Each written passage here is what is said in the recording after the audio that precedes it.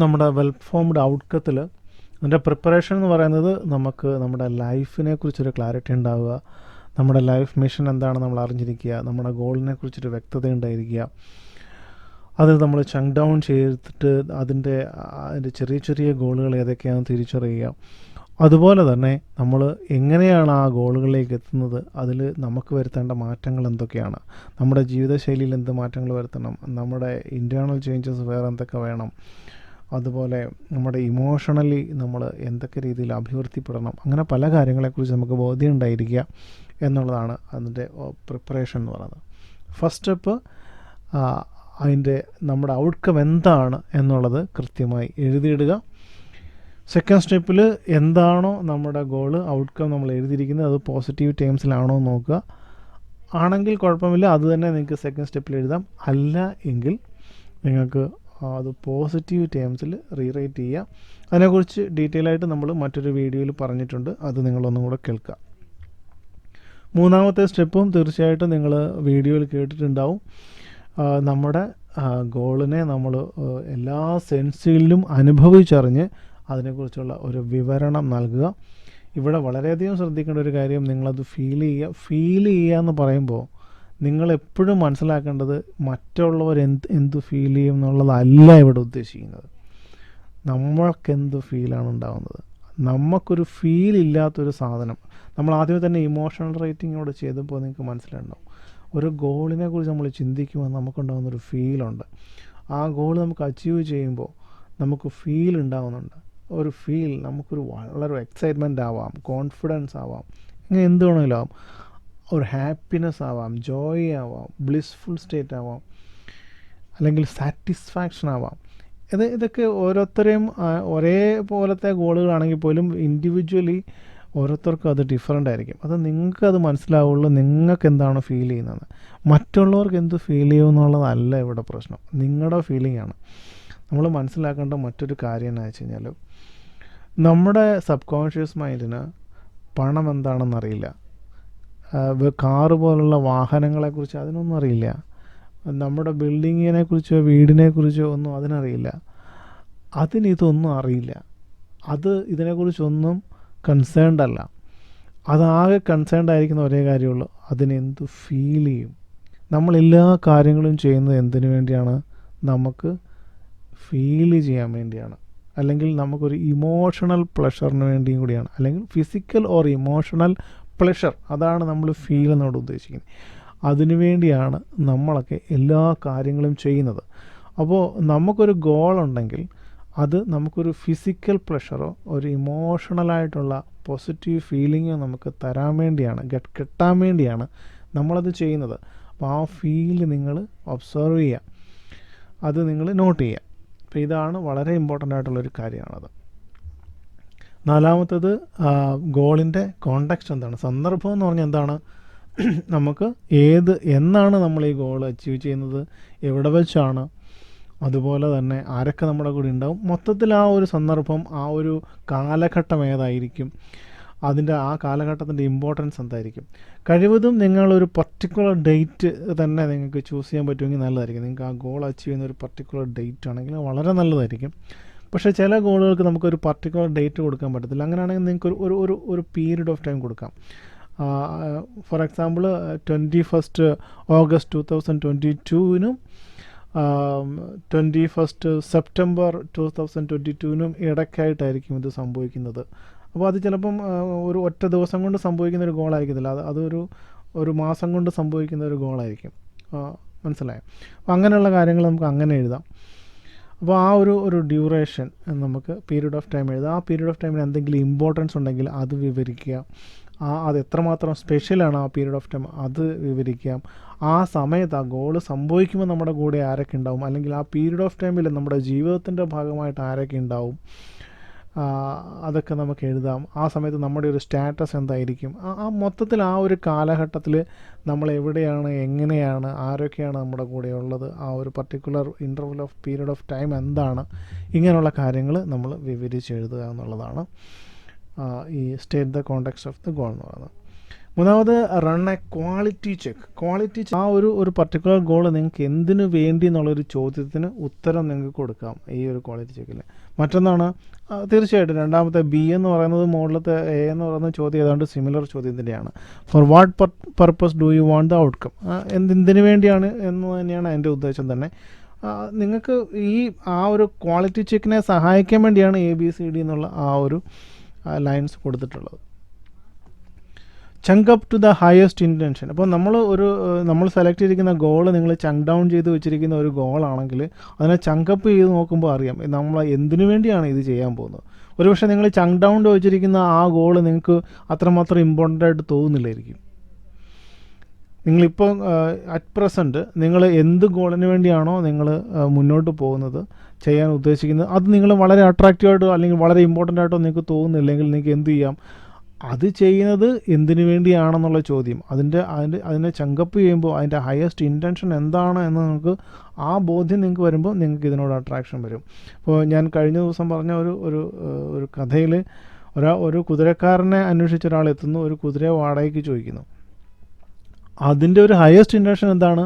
Finally അയാളുടെ വൈഫിനെ അയാൾക്ക് ആരോഗ്യവതിയായി കാണണം എന്നുള്ള അയാളുടെ ആഗ്രഹമാണ്. അതാണ് അതായത് ഹയസ്റ്റ് ഇൻറ്റൻഷൻ എന്ന് പറയുന്നത്, ചങ്കപ്പ് എന്ന് പറയുന്നത്.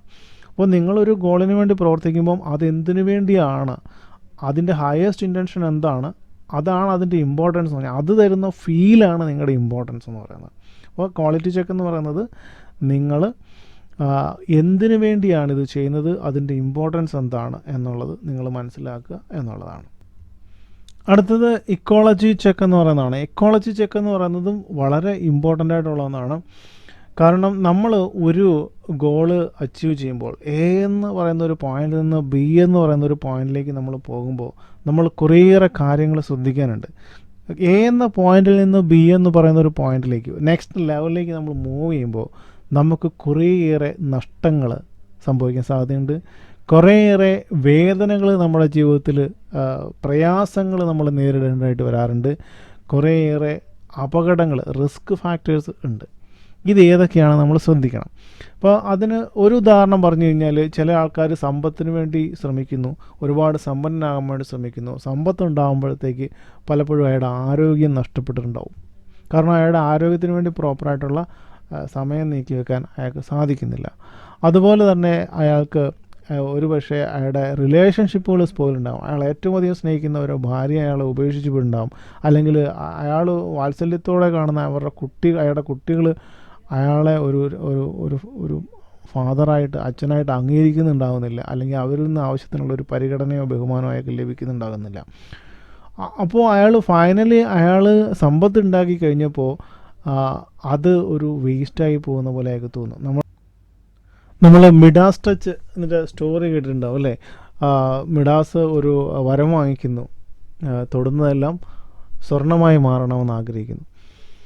പക്ഷേ അവസാനം തൊട്ട് സ്വന്തം മകളെ തൊട്ട് കഴിഞ്ഞപ്പോഴത്തേക്കും മകള് സ്വർണ്ണമായി മാറി, സ്വർണ്ണക്കട്ടയായി മാറുന്നു. പിന്നീട് അയാൾ കുറ്റബോധം തോന്നുകയും ആ വരം വേണ്ടാന്ന് വെക്കുകയും ചെയ്യുന്ന ഒരു കഥ. ഇവിടെ സംഭവിച്ചത് എന്താണ്? അയാൾ വാങ്ങിച്ച വരം ഫൈനലി അത് അയാൾക്ക് ജീവിതത്തിൽ റിയലൈസ് ചെയ്തപ്പോൾ അയാൾക്കതൊരു ദോഷമായിട്ടാണ് വന്നത്. എന്ന് പറയുന്ന പോലെ നമ്മൾ എന്തെങ്കിലും ഒരു വലിയ ഗോള്, വളരെ നല്ലതാണ്, വലിയ ഗോളാണ് എന്ന് പറഞ്ഞ് നമ്മൾ ആഗ്രഹിച്ച് വളരെ കാലം അധ്വാനിച്ച് അത് നേടുമ്പോൾ അത് ഫലത്തിൽ നമുക്ക് ഒരു ദ്രോഹമായി മാറിയെങ്കിൽ നമ്മുടെ ജീവിതം തന്നെ വേസ്റ്റായി പോകും. ഇവിടെയാണ് ഞാൻ പലപ്പോഴും പറയാറുള്ളത് ബൈബിളിലെ വചനം. അതായത് നിങ്ങൾ 3 ലോകങ്ങളും നേടിയാലും നിങ്ങളുടെ ആത്മാവിനെ നഷ്ടപ്പെടുത്തിയാൽ എന്താണ് പ്രയോജനം?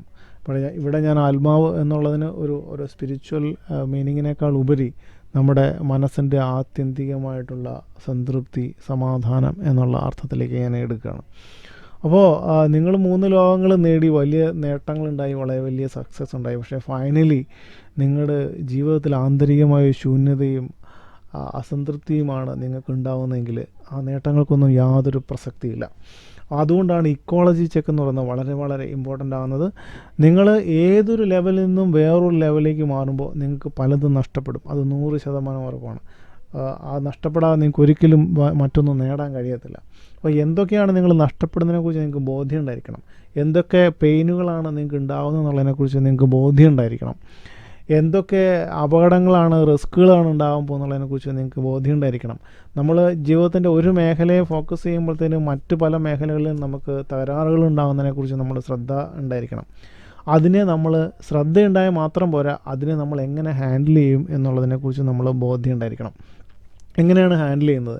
ഏതൊരു പ്രശ്നത്തിനെ ഹാൻഡിൽ ചെയ്യാനായിട്ട് 2 രീതികളേ ഉള്ളൂ. ഒന്ന്, ആ പ്രശ്നത്തിനൊരു സൊല്യൂഷൻ കണ്ടുപിടിക്കുക എന്നുള്ളതാണ്.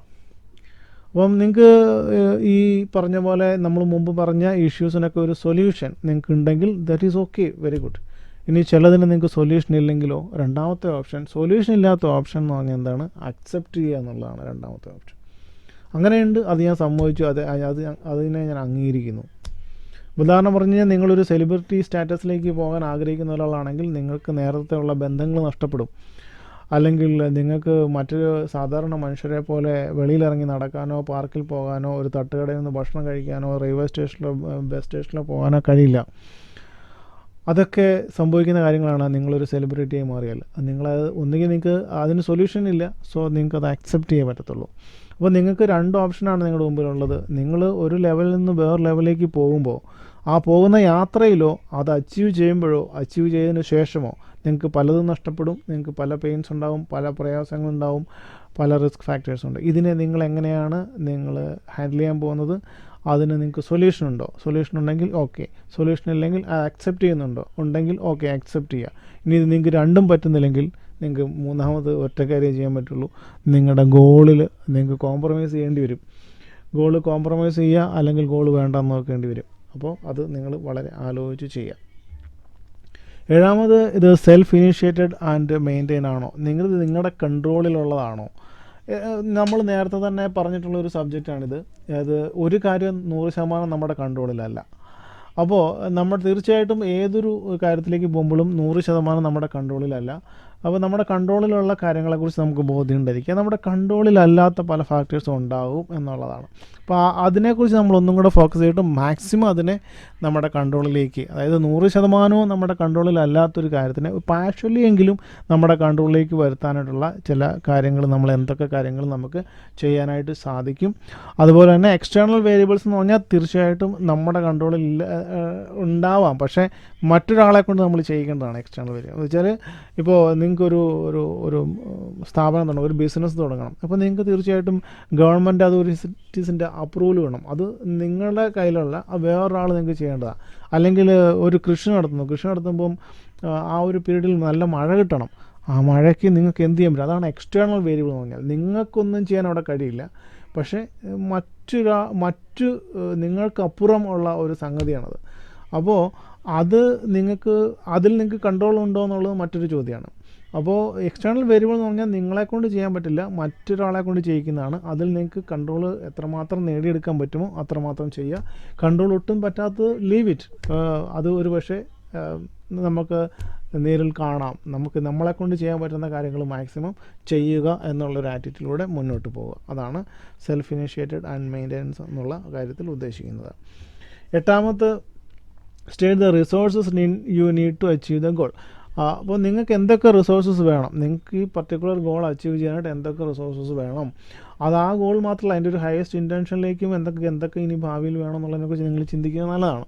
അപ്പോൾ എന്തൊക്കെ വേണമെന്നുള്ള അറിയുക, അതിൽ എന്തൊക്കെ ഓൾറെഡി നമുക്ക് ഇപ്പോഴുണ്ട്, ഇനിയും നമുക്ക് എന്തൊക്കെ വേണം എന്നുള്ള കാര്യങ്ങളെക്കുറിച്ച് നമ്മൾ മനസ്സിലാക്കിയിരിക്കുക.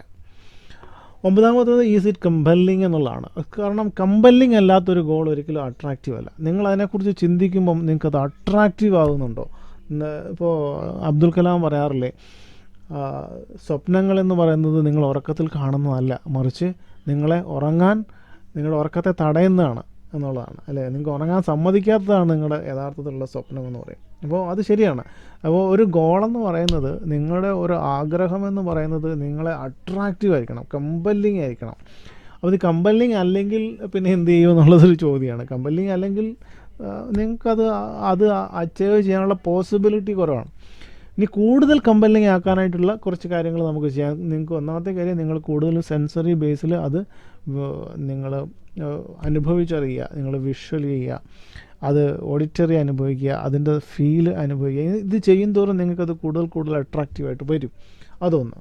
2ാമത്, അതിൻ്റെ കാരണം എന്താ വെച്ച് കഴിഞ്ഞാൽ ആദ്യം ഞാൻ പറഞ്ഞ പോലെ നിങ്ങൾ കൂടുതലും ഈ സെൻസറി ബേസിൽ അതിനെ അനുഭവിക്കാൻ ശ്രമിക്കുമ്പോൾ അത് എന്തുകൊണ്ടാണ് കൂടുതൽ കമ്പല്ലിങ് ആണെന്ന് വെച്ച് കഴിഞ്ഞാൽ നിങ്ങളുടെ ഇൻറ്റേർണൽ വേൾഡിൽ അതൊരു റിയാലിറ്റിയായി മാറിയാൽ എപ്പോഴും നമ്മുടെ മൈൻഡ് ഇൻറ്റേർണൽ വേൾഡിൽ എന്താണോ സംഭവിക്കുന്നത് അത് ഔട്ടർ വേൾഡ് ഫിസിക്കൽ വേൾഡിലും സംഭവിക്കണം. അത് രണ്ടും ഒരേപോലെ ആകണം നമ്മുടെ മൈൻഡിന്. അതൊരിക്കലും ഒരിടത്തുണ്ടാവുകയും മറ്റിടത്ത് ഇല്ലാതായിരിക്കാൻ നമ്മുടെ മൈൻഡ് സമ്മതിക്കത്തില്ല. അപ്പോൾ നമ്മുടെ മൈൻഡ് എത്രത്തോളം ഇൻറ്റേർണൽ വേൾഡിൽ ഒരു കാര്യം സംഭവിച്ചു കഴിഞ്ഞാൽ അത് ഈ എക്സ്റ്റേണൽ വേൾഡിൽ ഉണ്ടാകാൻ വേണ്ടി നമ്മളെ വളരെ ശക്തമായിട്ട് തള്ളിക്കൊണ്ടിരിക്കും. അതാണ് അത് കമ്പല്ലിങ് ആവുന്നതിൻ്റെ ഒരു കാരണം.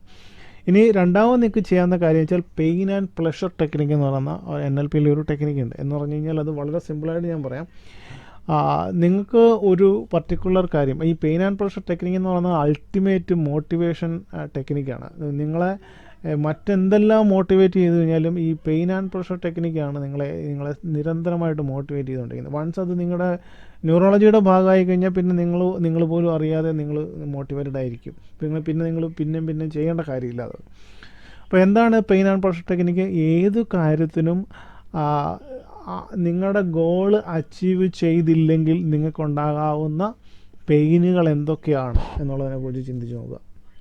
നിങ്ങളുടെ ഗോൾ അച്ചീവ് ചെയ്തില്ലെങ്കിൽ നിങ്ങൾക്കുണ്ടാകുന്ന നഷ്ടങ്ങൾ എന്തൊക്കെയാണ്, നിങ്ങൾക്കുണ്ടാകുന്ന പെയിനുകൾ എന്താണ് എന്നുള്ളതിനെക്കുറിച്ച്, നിങ്ങൾക്ക് നഷ്ടപ്പെടാവുന്ന പ്ലഷറുകൾ എന്തൊക്കെയാണ് എന്നുള്ളതിനെക്കുറിച്ച് ചിന്തിക്കുക. അതൊന്ന് നിങ്ങൾ ലിസ്റ്റ് ഔട്ട് ചെയ്യുക. അത് നിങ്ങളുടെ മനസ്സിൽ ഉറപ്പിക്കുക. അതായത് നിങ്ങൾ ഉദ്ദേശിക്കുന്ന ഈ ഗോൾ സംഭവിച്ചില്ലെങ്കിൽ നിങ്ങൾക്കുണ്ടാകുന്ന പെയിനുകൾ എന്തൊക്കെയാണ്. ഈ പെയിൻ നിങ്ങളെ വളരെയധികം മോട്ടിവേറ്റ് ചെയ്യും. അല്ലെങ്കിൽ നിങ്ങൾ പലപ്പോഴും ഈ ഗോള് നിങ്ങൾക്ക് അച്ചീവ് ചെയ്താലേ ഇപ്പോഴത്തെ പല പെയിനുകളിൽ നിങ്ങൾക്ക് രക്ഷപ്പെടാൻ പറ്റത്തുള്ളൂ. അതൊക്കെ നിങ്ങളുടെ മനസ്സിനെ ബോധ്യപ്പെടുത്തുക. അതായത് പെയിനുമായിട്ട് ഇതിനെ ബന്ധപ്പെടുത്തുക. ആ ഗോൾ അച്ചീവ് ചെയ്തില്ലെങ്കിൽ നിങ്ങൾക്കുണ്ടാകാവുന്ന പെയിനുമായിട്ട് അതിനെ ബന്ധപ്പെടുത്തുക. അതാണ് നമ്പർ 1 മോട്ടിവേഷൻ എന്ന് പറയുന്നത്. രണ്ടാമത്തത് എന്താണ്? ഇത് അച്ചീവ് ചെയ്താലുണ്ടാകാവുന്ന പ്ലഷർ എന്തൊക്കെയാണ്, അച്ചീവ് ചെയ്താലുണ്ടാകാവുന്ന പ്ലഷർ എന്തൊക്കെയാണ് അതിനെക്കുറിച്ച് ചിന്തിക്കുക. അത് നിങ്ങളുടെ മനസ്സിനെ ബോധ്യപ്പെടുത്തുക. ഇതിൽ ബോധ്യപ്പെടുത്തുമ്പോൾ നിങ്ങൾക്ക് ആ ഗോൾ വളരെ വളരെ കമ്പല്ലിങ് ആയിരിക്കും. അതുപോലെ തന്നെ അത് കമ്പല്ലിങ് ആവുന്നത് അതിൻ്റെ ഹയസ്റ്റ് ഇൻറ്റൻഷൻ, അതിൻ്റെ വാല്യൂസ്, അതുമായിട്ട് എന്ത് വാല്യൂസാണ് നിങ്ങൾക്ക് അതുമായിട്ട് ബന്ധപ്പെട്ടിട്ടുള്ളത്, ഇങ്ങനെയുള്ള കാര്യങ്ങൾ നിങ്ങൾ മനസ്സിലാക്കുമ്പോൾ നിങ്ങളത് കൂടുതൽ കമ്പല്ലിങ് ആയിട്ട് വരും. 10ാമത്തെ എന്ന് പറയുന്നത് എവിഡൻസ് ആണ്. എവിഡൻസ് വളരെ വളരെ ഇമ്പോർട്ടൻ്റ് ആയിട്ടുള്ള കാര്യം. ഞാൻ പല പ്രാവശ്യം അത് പറഞ്ഞിട്ടുണ്ട്.